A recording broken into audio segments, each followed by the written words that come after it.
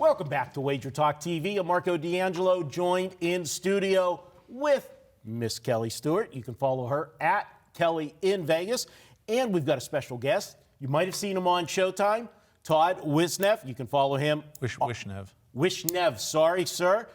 It's that nasally Pittsburgh accent he has. It is. He doesn't have a Yinzer accent, though. Well, Yuns can follow him on Twitter. Or get the Yins in Oh, there. no. Yins can follow him on Twitter at Wishnev. Guys, we're going to talk about some betting tips here and things to go with. And I know, Todd, you spend a lot of time in the sports books. We see you, we saw you on Showtime. We see you on Twitter every night. And it's not just, you're not there just to enjoy the games and get the free drinks. You're watching the games because you like to jump into in-game wagering, and that's something that's becoming more and more popular with everybody with the apps and that. Tell us why you do that and some tips on in-game wagering. I think you have a much better edge in in-game wagering just for the mere fact that the line is hammered into place in a pregame line by the pros and the sports books. It becomes very, very difficult to get over that 52.38 hurdle. Whereas with the in-game, the books only have 2 minutes to get that thing up, and it's very difficult for them to be right, especially because you have to be watching the games. You have to understand there's different things that happen in a ball game that can really impact, that. Remember, the in-game line is based on the original line.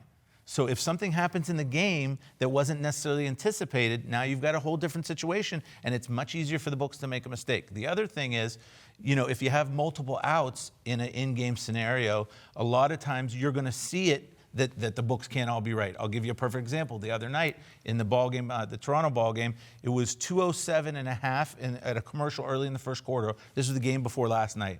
207.5 on the over-under at William Hill. It was 210 at South Point. That's just two outs. They cannot both possibly be right.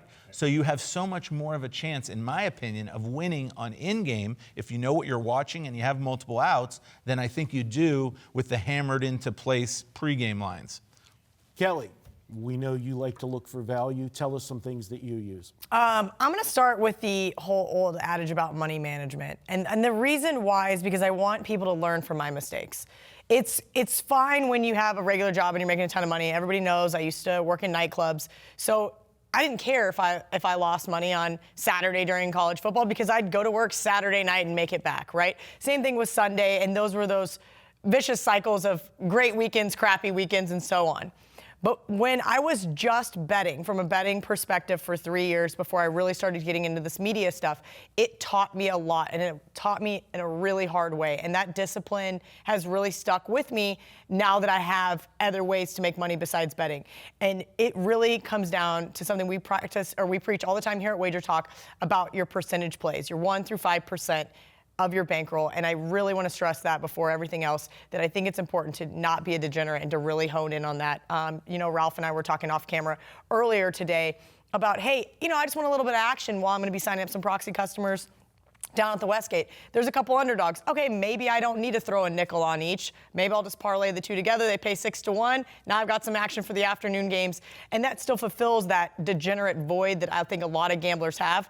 But really those real life bets like the Raptors, getting the best of the number and so on, but also not just because you got the best of the number, absolutely hammering it. There's nothing wrong with having a real bet on a game and having, I like to refer to it as pizza and beer money. You're watching the game, you're enjoying it. And we know, Kelly, with your money management, bankroll management is all great, except with her shoe collection, okay? Shoe collection, Shoe Kelly, collection is negative EV all the way. Oh, yes, yeah. That's a double negative EV. Sorry, I had to get that in. Do not follow Kelly for her shoe management. Louis Vuitton plus money never works. I have no Louis Vuitton shoes, just so you know. Okay, but she does. Maybe some Louboutins, but no Louis Vuittons. Okay. All right. Okay, Todd, you're next. I love it better when I'm in the seat. Okay. So give us another tip. It's enough bearing, Kelly, for now. Another tip, or this is something I, actually don't do a good job of. Sometimes you have totals that are very low. Perfect example is a 7 at Wrigley Field. Now, I get scared to bet under in 7s at Wrigley Field sometimes, but yet I had Ralph Michaels run the data on 7 and 7.5 unders, and in the last 2 years, it's 8 and 18 to the under. And it's because that wind starts howling in. It doesn't matter who's pitching. You could have Edwin Jackson on the mound, and he can still get outs because pop-ups just become, long home runs become pop-ups because that ridiculous wind. So, it's hard sometimes to really pull that money out of your pocket on a low under, but, if you really pay attention to the data, sometimes there's gems in there. Just want to add to the totals with the unders. When you're sitting in a sports book, and if you go to anybody in a sports book, average bettor, pick one game and tell them, here's the number, do you want the over or the under? You're always going to get more average Joes who are going to bet the over, just not even knowing anything about the game, because it's the gambler's mentality that you can't sit there and watch an under. Life's too short to bet unders. I'm not going to lie to you. But if they're cashing, as he mentioned, 8 and 18 over the last couple of years, you're making money. Yeah. Remember this, because the gambler's mentality is always, I'm still live. They can still score. But you never have a winner till it actually goes over. And when you bet an under, you're a winner the whole time until it goes over. But the mind just kind of like that Raptors Ingame last night, huh, Marco? Oh, thanks. You gotta hear me at the South Point screaming, "Slow down!" Sometimes we have to just follow him around. I'll put him on Instagram TV today live. We'll just live follow Todd around all day. Trust me, it would be very entertaining. It is, and that's why we had you in here. This has been a fun segment. Kelly, you want to give us something else before we close it out? Yeah, just always talk about things that we've always said a million times, but I'm going to hammer it in, is getting the best of the number. Prime example was a Raptors game. Before we knew Klay Thompson was going to be out, I had a buddy text me, hey, pretty sure Klay's going to be out. And I said, you know what, it's 6 right now. I better bet it now because I know that it's not going to get any better than this number, and I can always come back on either Warriors money line or Warriors minus 3.5, or I think he even closed at 3 last night. And it wasn't probably going to get any worse either. It wasn't probably going to 7. Exactly. And so I sometimes it's better to make a bet knowing that you can get off a bet. And it's okay if you need to get off that bet. There's several scenarios where I did that during March Madness. I took UC Irvine plus 6 on the airplane, and I went back and bet it with K-State minus 3.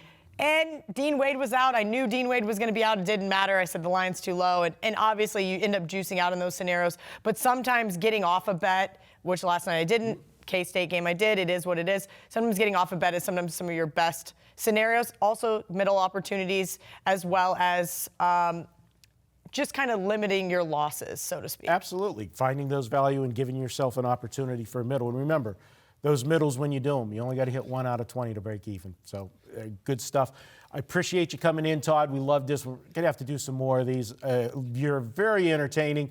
A good follow on Twitter. Once again, follow him at @TWishnev on Twitter. Check him out. And, of course, Kelly Stewart, at Kelly Stewart. And, guys, if you want to enter the biggest handicapping contest in Vegas, and now we've got 3 big ones. We've got the Superbook. We've got the Golden Nugget Football Challenge, and now Circus Sports down at the Golden Gate has their football contest this year. You're not in Las Vegas. You can still play these games. How? Come in and meet Kelly Stewart. You can sign up, get her as a proxy. She'll take care of you personally. She is my proxy, only proxy I use. I've used her now for the last 3-4 years. Perfect. Love her system. Never an issue. And she sends you a ticket. A picture of your ticket. Nobody else does that in the industry. You know all of your plays are incorrect. Check her out, Kelly Stewart. And Kelly, do you have a discount for WagerTalk people? I do, actually. You get $50 off your proxy services for WagerTalk customers. Just go to proxy.kellyanvegas.com, fill out the contact form, and I'll get back to you guys right away. All right, there you go. We'll be back with more here at WagerTalk TV.